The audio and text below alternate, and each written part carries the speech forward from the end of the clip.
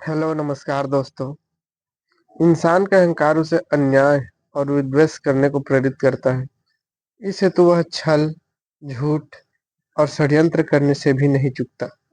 परंतु सत्य और ईमानदारी की एक चोट उसे हकीकत की धरातल पर ला पटकती है। परिणाम स्वरूप उसका ज़मीर जाग जाता है। उसे सत्य की पहचान होती है।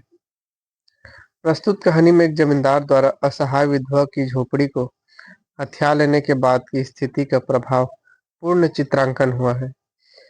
यह कहानी मानवीय संवेदना से जुड़ी हुई है। विधवा के कथन से उसका हृदय परिवर्तन होना और विधवा की झोपड़ी को जमींदार द्वारा लौटा देना, यही इस कहानी का सारत्व है। तो चलिए शुरू करते हैं कहानी, जिसके बोल है एक टोकरी भर मिट्टी। किसी श्रीमान जमींदार के महल के पास एक गरीब अनाथ विधवा की झोपड़ी थी। जमींदार साहब ने विधवा से बहुतेरे कहा कि अपनी झोपड़ी हटा ले, पर वह तो कई जमाने से वहीं बसी थी। उसका पति और इकलौता पुत्र भी उसी झोपड़ी में मर गए थे। पतोहू भी एक 5 बरस की कन्या छोड़कर चल बसी थी। अब यही उसकी पोती इस वृद्ध काल में उसका आधार थी। जब कभी उसे अपनी पूर्व स्थिति की याद आती तो मारे दुख के फुट फुट कर रोने लगती थी। और जब से उसने अपने श्रीमान पड़ोसी की इच्छा का हाल सुना, तब से वह मृत प्राय हो गई थी। उसे झोपड़ी में उसका मन लग गया था। बिना मरे वह वहां से निकलना नहीं चाहती थी। श्रीमान के सब प्रयत्न निष्फल हो गए। तब वे अपनी जमींदारी वाली चाल चलने लगे। बाल की खाल निकालने वाले वकीलों की थैली गरम कर उन्होंने अदालत में झोपड़ी पर अपना कब्जा कर लिया। विधवा को वह वहां से निकाल दिया। बेचारी अनाथ तो थी ही, पास पड़ोस में कहीं जाकर रहने लगी। एक दिन श्रीमान उस झोपड़ी के आसपास टहल रहे थे और लोगों को काम बता रहे थे कि इतने में वह विधवा हाथ में टोकरी लेकर वहां पहुंची। श्रीमान ने उसको देखते ही अपने नौकरों से कहा, तुम उसे यहाँ से हटा दो। पर वह गिड़गिड़ा कर बोली, महाराज, अब तो यह झोपड़ी तुम्हारी हो गई है, मैं उसे लेने नहीं आई हूँ।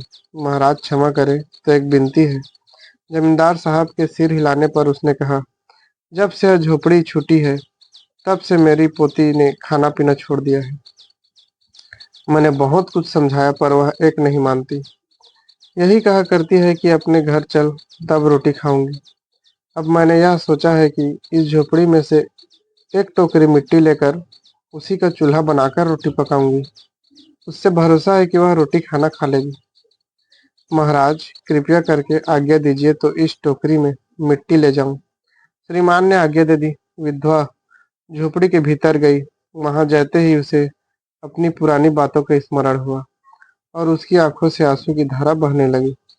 अपने आंतरिक दुखों को किसी तरह संभाल कर उसने अपनी टोकरी मिट्टी से भर ली और हाथ में उठाकर बाहर ले आई।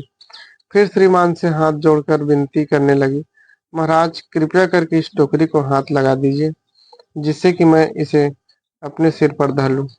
जमींदार साहब पहले तो गुस्सा हुए, फिर जब वह बार बार हाथ जोड़ने लगी और पैरों में गिरने लगी तो उनके मन में भी कुछ दया आ गई। किसी नौकर से न कहकर आप ही स्वयं टोकरी उठाने आगे बढ़े। किसी नौकर जो ही टोकरी को हाथ लगाकर ऊपर उठाने लगे, त्यों देखा कि यह काम उनकी शक्ति से बाहर है।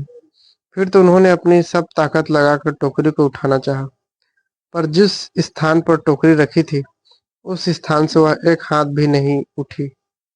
वह लज्जित होकर कहने लगे, यह टोकरी हमसे नहीं उठाई जाएगी। यह सुनकर विधवा ने कहा, महाराज, नाराज न हो, तो आपसे एक टोकरी भर मिट्टी नहीं उठाई जाती, और इस झोपड़ी में तो हजारों टोकरियां मिट्टी पड़ी है। उसका भार आप जन्म भर कैसे उठा पाओगे? आप इस बात पर विचार कीजिए। जमींदार साहब धन मद से गर्वित हो अपना कर्तव्य भूल गए थे, पर विधवा के कहे हुए वचन सुनते ही उनकी आंखें खुल गई। कृत कर्म का पश्चाताप कर उन्होंने विधवा से क्षमा मांगी और झोपड़ी वापस दे दी। धन्यवाद दोस्तों। ऐसे ही वीडियो देखने के लिए हमारे चैनल को लाइक सब्सक्राइब जरूर करिएगा। Thank you for watching.